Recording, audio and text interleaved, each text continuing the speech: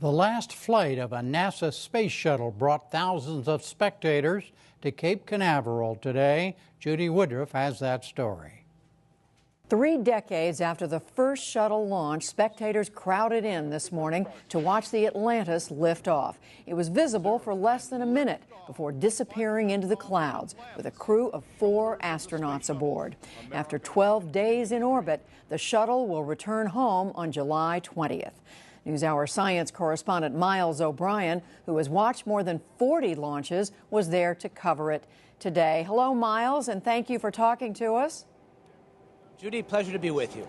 Miles, other than the fact that this is the final one, what was important about today's mission? What should we know about this?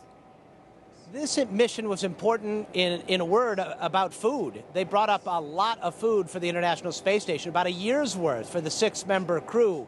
You know, Atlantis was scheduled to be the potential rescue mission shuttle for Endeavour, the penultimate shuttle mission.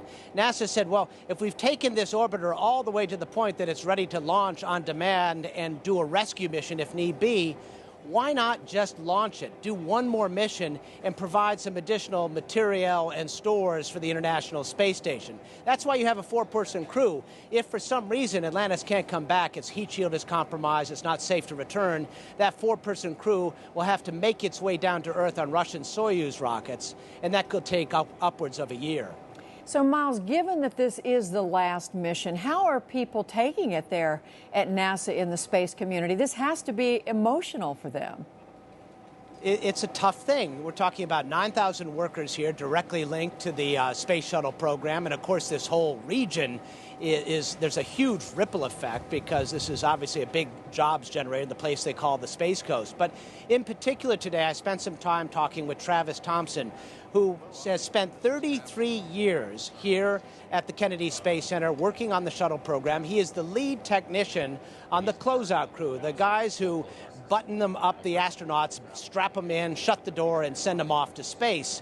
He and his team, it was a very emotional day for them. As they were finishing up their job, they had put together a series of cards with messages talking about their appreciation for the program, their patriotism, and frankly, their sadness for it, and the fact the final word was God Bless America, held by Travis Thompson himself. This is Travis Thompson's last day on the job. After 100 shuttle missions, getting the crews strapped in and ready to go to space, tomorrow he has no job. Where is he going to go to work? As he said, my job is putting human beings in spacecraft to go to space.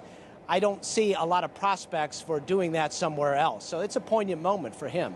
So finally, Miles, look back with us for just a moment. The legacy of the shuttle program after, what, 135 missions? Yeah, it's a mixed bag, Judy. I mean, you're talking about a vehicle that is incredibly complicated and very expensive to fly. And frankly, it's not the safest way to go to space, as we saw with the 2 accidents. There's no crew escape system that's viable during the ascent to space. And so the shuttle has learned and helped us learn, in a sense, the limits of our technological reach and capability. It's taught NASA a lesson about what happens when you try to cut costs in the design, the capital costs up front, make compromises in that, which ultimately lead to higher operating costs. That's the downside of it. The upside is it successfully completed the International Space Station, a $100 billion project. It's now classified as a national laboratory.